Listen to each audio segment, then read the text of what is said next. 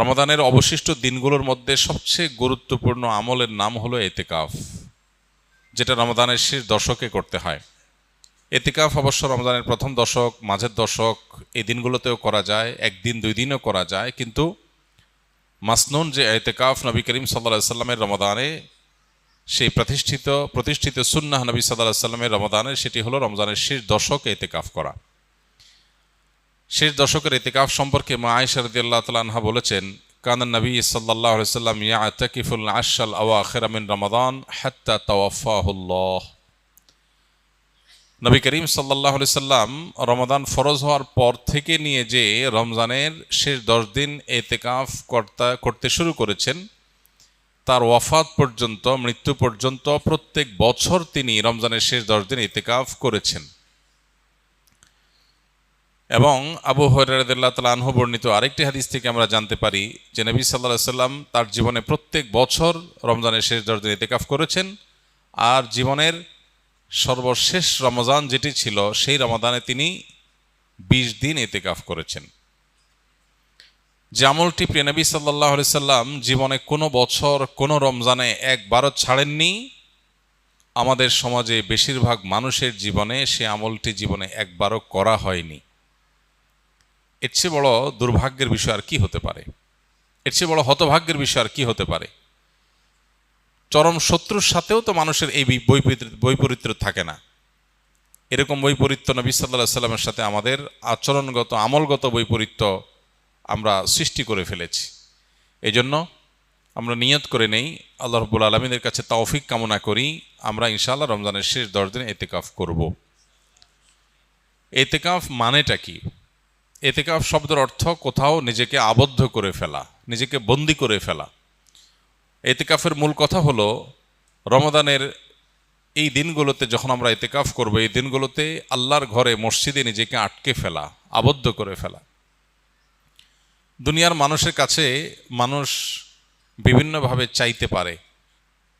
চাওয়ার চরম সীমা হলো, চাওয়ার সর্বোচ্চ লেভেল হলো যে কারোর গেটে গিয়ে বসে পড়া, পাঁও ধরে বসে পড়া, যে না দেওয়া ছাড়া যাচ্ছি না, যে কোনোভাবে আদায় করার জন্য পণ করা। আল্লাহ রাব্বুল আলামিনের কাছে আমরা সারা বছর দোয়া করি, মুনাজাত করি, চোখের পানি ফেলি, তৌফিক অনুযায়ী কম বা বেশি, কিন্তু এতেকাফের আমলের মাধ্যমে মূলত আল্লাহ রাব্বুল আলামিনের ঘরে এসে কাঁথা বালিশ নিয়ে, গাঁট্টি বস্কা নিয়ে আমরা একরকম বসে যাই আল্লাহর ঘরে, যে আল্লাহ তোমার মাগফিরাত নিয়েই আমি যাব। কোনো মানুষের গেটে, দুয়ারে বা পাও জড়িয়ে খুঁটি গেড়ে বসে যেরকম মানুষ চায়, সেই চাওয়ার ফলে সাধারণত মানুষ খুব কমই বিফলে যায়। ঠিক একইভাবে আল্লাহর ঘরে এতেকাফ করতে এসে একদম খুঁটি গেড়ে বসে যাওয়াটা এরকম চাওয়া অনেকটা। এই চাওয়ার ভিতরে অবর্ণনীয় এক তৃপ্তি আছে, এই চাওয়ার মধ্যে অন্যরকম এক আবেগ আছে, ভাব আছে। এই আবেগটা উপলব্ধি করার তৌফিক যাদের হয়েছে, তারা জীবনে কখনো এতেকাফ ছাড়তে খুব কষ্ট হয়, এতেকাফের স্মৃতি তারা ভুলতে পারেন না। প্রিয় ভাইরা আমার, গোটা পৃথিবীর হাজার হাজার সৃষ্টি আল্লাহর, এগুলো আমাদেরকে, আমাদের মনোযোগকে, আমাদের ফোকাসকে নানা দিকে বিক্ষিপ্ত করে রেখেছে। সোশ্যাল মিডিয়ার এই যুগে, বিশেষ করে অনলাইনে বিচরণের এই সময়টাতে আমাদের মনোযোগ হাজার হাজার জিনিস নিয়ে যাচ্ছে। আমরা যখন সোশ্যাল মিডিয়া স্ক্রল করি, আমাদের সামনে কোনো একটা পোস্ট আসে, আমরা এই পোস্টটা দেখব কি দেখব না সিদ্ধান্ত নেই।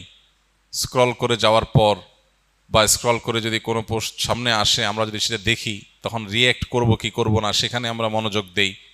কোনো পোস্ট আমাদের হাসি উদ্রেক করে, কোনোটা আমাদের কান্না পাইয়ে দেয়, কোনোটা দেখে আমাদের হয়তো বিরক্ত লাগে, কোনোটা দেখে আমাদের ভালো লাগে।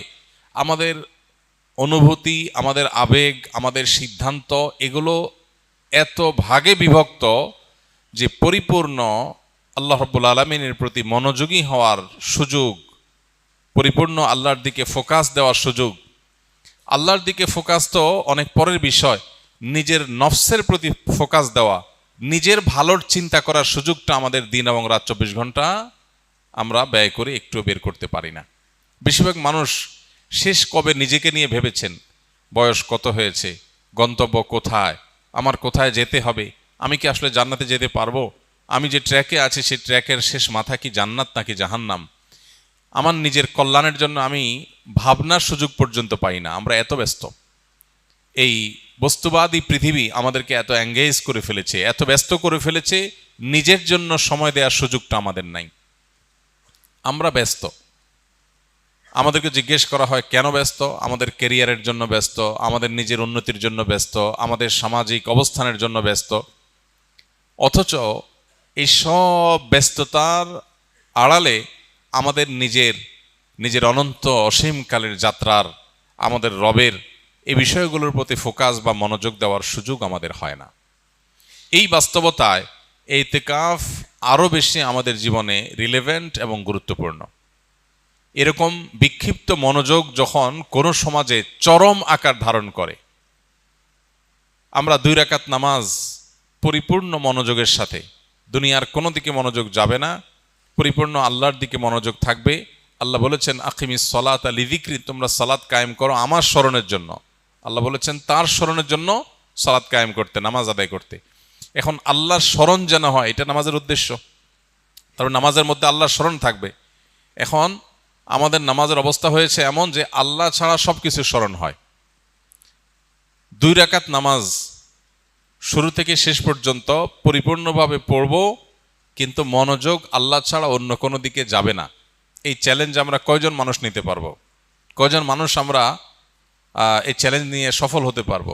চ্যালেঞ্জ নিয়ে দেখেন যে নামাজ শুরু করেন, নফল নামাজ 2 রাকাত নিয়ত করেন, একদম সালাম ফেরানো পর্যন্ত একবারের জন্য ছেলে মেয়ে, ফ্যামিলি, বিয়ে শাদী, মা বাপ, ব্যবসা বাণিজ্য, কাজ কাম, পড়া লেখা, ক্যারিয়ার, সোশ্যাল মিডিয়া, বাইরের কোনো জগৎ, কোনো কিছুর প্রতি মনোযোগ থাকবে না, পরিপূর্ণ আল্লাহর দিকে মনোনিবেশ করবেন।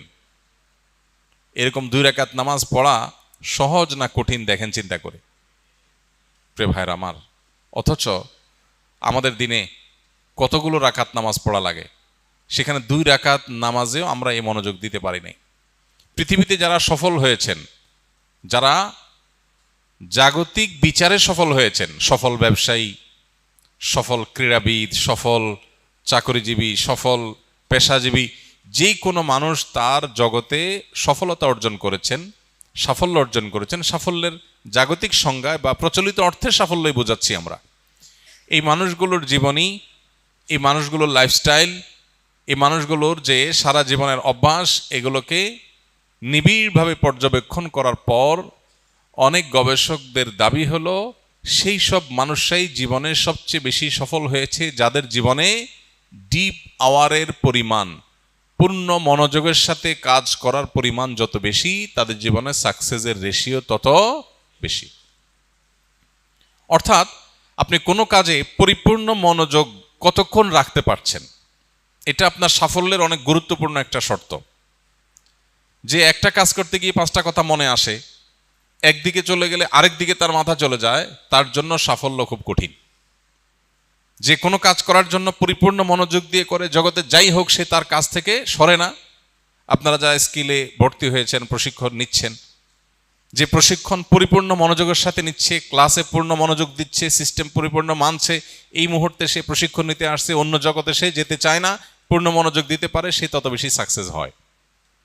যারা স্কিল থেকে ট্রেনিং শেষ করে এখন বিভিন্ন জায়গায় জবে আছেন, যে ব্যক্তি তার জবের দিকে যত বেশি মনোযোগ দিবে, যত বেশি ফোকাস দিবে, তার কাজটাই সবচেয়ে গুরুত্ব পাবে, অন্য দিক থেকে মনোযোগ সরিয়ে এদিকে যত বেশি মনোযোগ ইনভেস্ট করতে পারবে, সে চাকরিজীবী হিসাবে তার ওই কাজের জগতে তত বেশি সাকসেস হবে। আর যার মনোযোগ যত কম থাকবে, তার সাকসেসের পরিমাণ তত কম হবে। এই মনোযোগ এখন নষ্ট হওয়ার মতো হাজার হাজার ডোপামিন, হাজার হাজার মনোযোগ বিনষ্টকারী ডোপামিন আজ চতুর্দিকে ছড়িয়ে ছিটিয়ে দেওয়া হয়েছে। স্পিরিচুয়ালি, আধ্যাত্মিকভাবে আমাদের মুসলমানদেরকে ধ্বংস করবার জন্য হাজারো আয়োজন আছে। যেগুলোকে আপনি দেখছেন নিছক বিনোদন, এগুলো মূলত আপনার আমার রুহানি শক্তি ধ্বংসের আয়োজন। যেগুলোকে আপনি দেখছেন নিছক টাইম পাস, সেগুলো আসলে টাইম পাস না, সেটা আপনার লাইফ পাস। আমাদেরকে শেষ করে দেওয়া হচ্ছে, মনোযোগ নাই। 2 রাকাত নামাজ পড়ার মতো মনোযোগ যার নাই, তার জীবনে সাকসেস কোত্থেকে আসবে? প্রিয় ভাইরা আমার, ইতিকাফ আপনার জীবনে, আমার জীবনে এই অভাবটা পূরণে সবচাইতে বড় ভূমিকা রাখবে। কারণ ইতিকাফের মানেই হলো তুমি একমুখী হও। 355 দিন তোমার ব্যবসা বাণিজ্য, কাজ কাম, ফ্যামিলি, সোশ্যাল মিডিয়া, তোমার আশপাশ, প্রতিবেশী, পরিবেশ ইত্যাদি ইত্যাদি, এগুলো নিয়ে হাজারটা কাজ নিয়ে তুমি ব্যস্ত ছিলে। 10টা দিন তুমি পরিপূর্ণ শুধু নিজের প্রতি মনোযোগ দাও, নিজেকে সময় দাও, নিজের আল্লাহর সাথে সম্পর্ককে নিবিড় করো, শুধু আল্লাহকে স্মরণ করো, একমুখী মনোযোগ দেওয়ার চেষ্টা করো। এই প্রচেষ্টার নাম ইতিকাফ। ইতিকাফ আমাদের জীবনের মিনিং চেঞ্জ করে দিতে পারে। ইতিকাফ আমাদের জীবনের অর্থকে পরিবর্তন করে অনর্থক জীবন থেকে অর্থবহ জীবনের ট্র্যাক